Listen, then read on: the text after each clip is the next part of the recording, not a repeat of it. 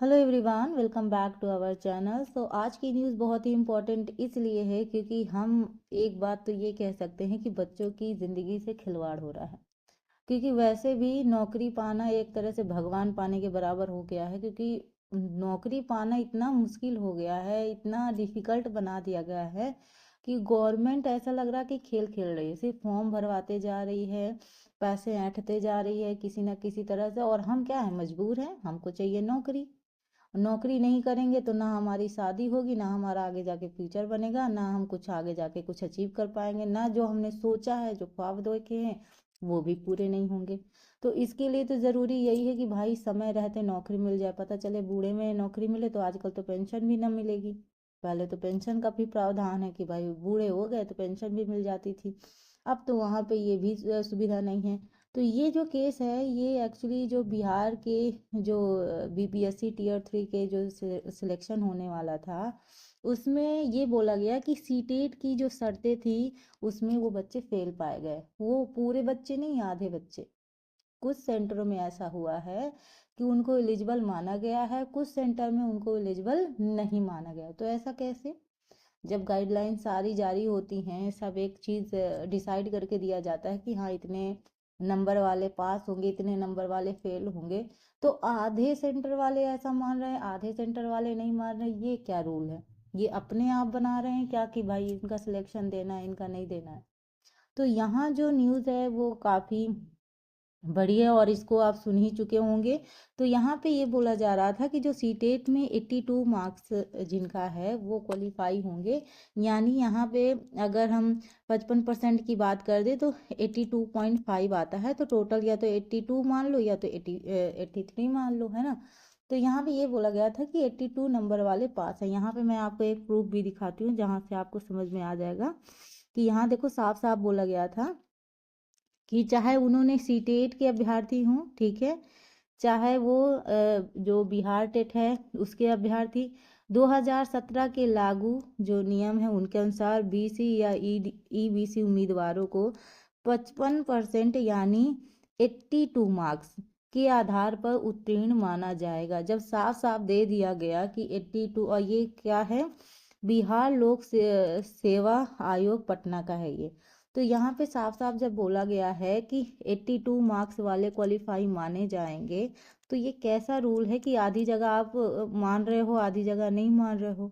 या तो फिर हर जगह ना मानो, या तो पहले आपने वो किया ही नहीं होता जिसकी वजह से बच्चों ने फॉर्म भरे, पेपर दिया।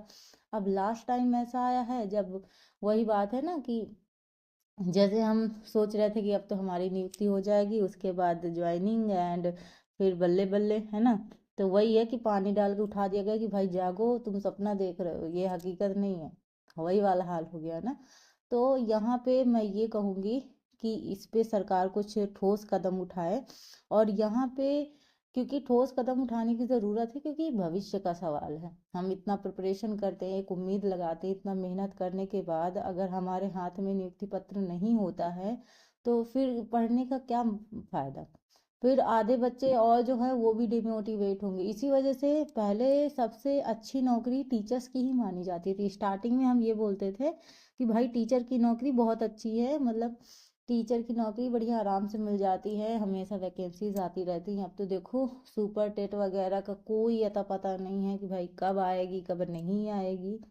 यहाँ कम से कम बिहार वाले वैकेंसीज निकाल रहे हैं, बच्चों का सिलेक्शन हो रहा है। फिर ये जो एक बड़ा स्कैम की तरह आप बोल सकते हैं कि भाई आधे सेंटर वाले मान रहे हैं एलिजिबल है, योग्य है, 82 वालों का सिलेक्शन होना चाहिए, एंड आधे जो सेंटर वाले हैं वो ये मान रहे हैं कि सिलेक्शन नहीं। अभी ही गणतंत्र दिवस के अवसर पर शिक्षा मंत्री ने कहा है कि ज़्यादातर क्या कहते हैं, सिलेक्शन करवाया जाए एंड और भी भर्तियां निकलेंगी। तो ये जो आपके शिक्षा मंत्री हैं उन्होंने ये घोषणा की है। तो जितने भी स्टूडेंट हैं जिनका 82 मार्क्स है सीटेट में, उन्हें घबराने की ज़रूरत नहीं है, आपका भी सिलेक्शन होगा, ठीक है। तो ये कुछ इम्पोर्टेंट चीज़ें थी जो हम सभी को जानना ज़रूरी था, क्योंकि हमें ऐसा लगता है कि जैसे जैसे ये जो शिक्षा विभाग है ये धीरे धीरे ना सिर्फ क्या कर रहा है, टाइम पास कर रहा है। ये सबके साथ टाइम पास कर रहा है। हम जिस चीज़ की उम्मीद करते हैं, जो चीज़ हम चाहते हैं, अब कोई इंसान है सोचो कि वो ये सोच रहा है कि चलो अब ये पढ़ाई कर ली है, हमारा रिजल्ट अच्छा आया है, अब देखो हम तो आराम से बढ़िया बैठे हैं कि अब तो हमको नियुक्ति पत्र मिल जाएगा, अब ज्वाइनिंग करके बढ़िया अच्छा खासा भविष्य हो जाएगा हमारा, हम जो चाहते हैं, जो हमने सपने देखे हैं उसको हम पूरा कर सकते हैं। लेकिन बाद में क्या होता है, उन्हीं सपनों में पानी फेर देती है सरकार। तो क्या होगा? तो आप जो युवा वर्ग है उन्हीं को बेरोजगार करने में तुले हुए हो, तो आगे जाके कैसे आप भविष्य देख पा रहे हो? अपने अपने भारत को जैसा बनाना चाह रहे हो, युवाओं को बेरोजगार करके अच्छा भारत बनाओगे? ये तो पॉसिबल ही नहीं है। तो यहाँ पे थोड़ा सा मैं ये कहूँगी, स्टूडेंट को जागने की ज़रूरत है, वो जागें। और यहाँ पे अगर मतलब कोई भी प्रॉब्लम आती है तो आप क्या कहते हैं, गवर्नमेंट के पास जाइए, उन पे क्या कहते हैं, न्यायालय पे जाइए, आप नोटिस वो दीजिए, मतलब हर चीज़ जो चीज़ करनी पड़े वो करिए। लेकिन मुझे एक्चुअली रियल में लगता है कि इन सब चक्करों में समय बहुत जाता है। मतलब ऐसा नहीं है कि रिजल्ट नहीं मिलेगा अच्छा, लेकिन मुझे लगता है स्पेशली जो बिहार की सरकार है उसको ये चीज़ सोचना चाहिए कि कहाँ पे गड़बड़ी हो रही है, और जो लोग ऐसा कर रहे हैं उनके खिलाफ कार्रवाई भी होनी चाहिए। क्योंकि अगर कार्रवाई नहीं हुई तो आने वाली जो वैकेंसी है, और जो आने वाले बच्चे हैं, वो जो सोच रहे हैं कि हमारा भी आके जाके सिलेक्शन होगा, उनकी उम्मीदों पे भी पानी फिरेगा। तो एक तरह से आप अपने यहाँ की चीज़ खराब ही कर रहे हो, है ना, अगर हम कहें पूरी तरह से। तो स्पेशली अगर मैं कहूँ तो घबराने की ज़रूरत नहीं है, किसी भी बच्चे को सिलेक्शन उनका होगा। क्योंकि जब यहाँ दिया गया था कि 82 मार्क्स वाले को वैलिड माना जाएगा, एलिजिबल माना जाएगा, तो फिर माना जाएगा। या तो फिर आपने दिया नहीं होता कि भाई सीटेट वाले 82 में रहेंगे, है ना, या तो अगर दिया है तो उस चीज़ को करिए। फिर ये कौन सी चीज़ है भाई, आधे सेंटर वाले मान रहे हैं, आधे सेंटर वाले नहीं मान रहे। ये मुझे तो लगता है कि गवर्नमेंट से आ जाता है, ये जो बीच वाले लोग हैं ना, ये इनको समझ में नहीं आता है कि हमको गाइडलाइंस मिली क्या है। आधे दिमाग से सुनते हैं, आधे दिमाग से नहीं सुनते हैं, और इस तरह में बच्चे स्ट्रगल करते हैं। सबसे ज़्यादा तो डिप्रेशन के शिकार हो रहे हैं बच्चे इस वक्त। सबसे ज़्यादा डिप्रेशन में क्या होता है ना, बच्चे को जितनी कम बीमारियां ना, और डबल बीमारियां हो जाती है। तो ये मैं ये कहूँगी, मैंने इसलिए ये वीडियो बनाई थी कि इसमें घबराने की ज़रूरत नहीं है।